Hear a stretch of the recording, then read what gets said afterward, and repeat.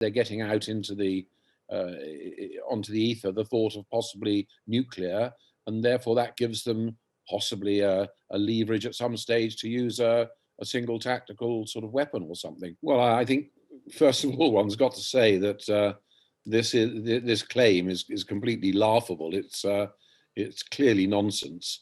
But having said that, it is of concern. The Russians, for many years, have had a thing called maskirovka, and that is spreading alarm, confusion, laying false sense. It's their way of fighting wars. And what Putin and his people have been doing is spreading lies in all directions about all sorts of issues. And as I say, it's laughable, except for the fact there is a worrying aspect to it. So because all of these lies are out there, it lets conspiracy theorists and other get their teeth into them. And they can use those lies when they do something and say, well, the reason let's make something up. The reason, for example, we cut this power line or gas pipeline from Norway to the UK is because the UK have done that to our pipelines. And so they're preparing the ground to do things. So although it's a laughable claim, and they know jolly well it's wrong, I mean, it's complete and utter nonsense, it does prepare for those sort of actions.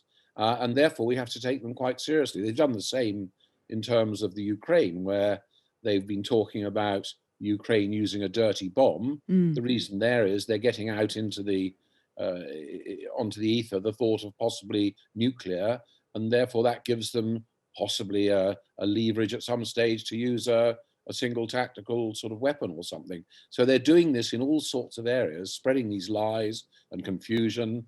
And it's rather like Hitler and Goebbels used to do. You know, they lie so much, you never know what the truth is. You say we have to be cautious about the build-up of propaganda and what that might cause. Does the government or indeed the Navy, who've been dragged into this, does someone need to nip it in the bud? Is there a way that we can counter this, or perhaps some method that could be engaged in to stop the build-up of propaganda? Well, I think there's no easy way out of this. I mean, I think what one has to do is make sure you've made all the preparations so that you can take actions when they take actually some positive action. So, for example, we need to make sure we are monitoring the waters, our exclusive economic zone and territorial seas, and all the huge number of pipelines, power lines, wind farms with power coming to the country, the interconnectors across to the continent providing power. As I mentioned already, the gas pipelines.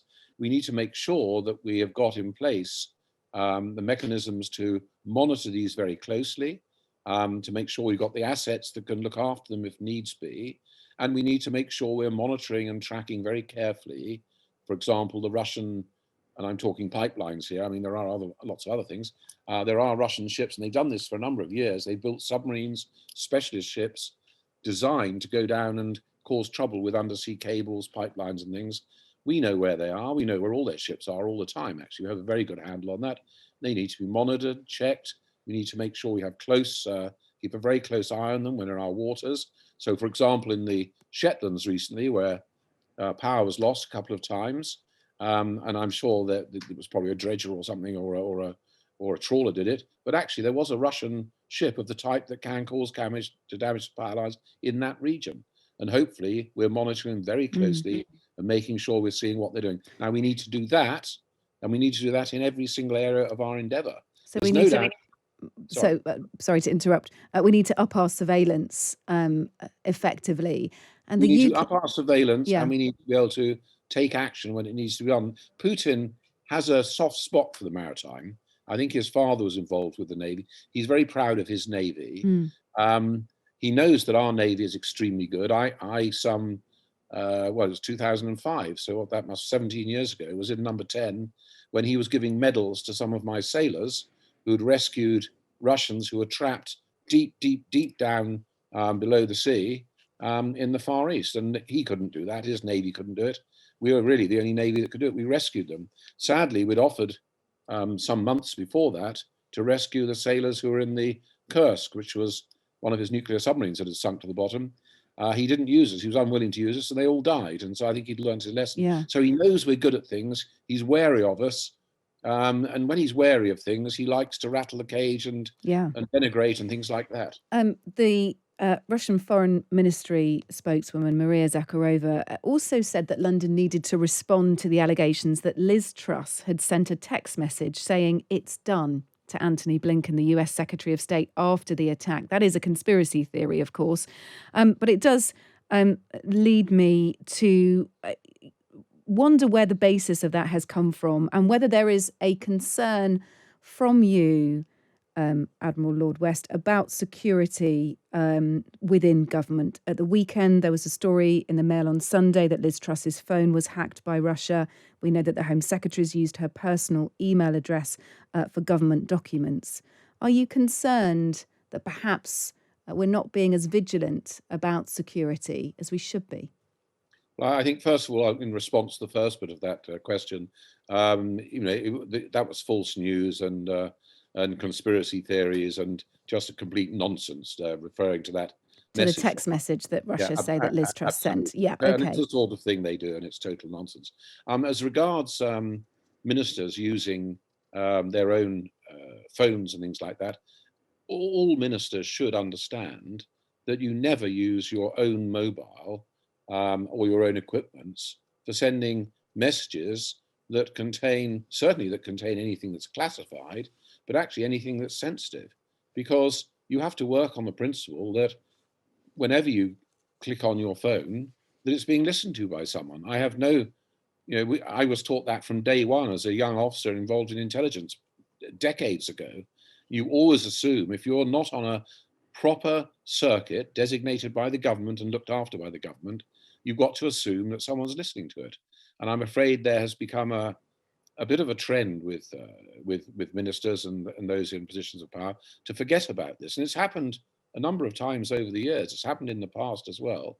They forget this, they get carried away, they use the phone they've got without realizing this is being listened to. Yeah. It's almost inevitable. And I remember Angela Merkel, how upset she got when she discovered, I think, that the Americans were listening to her phone.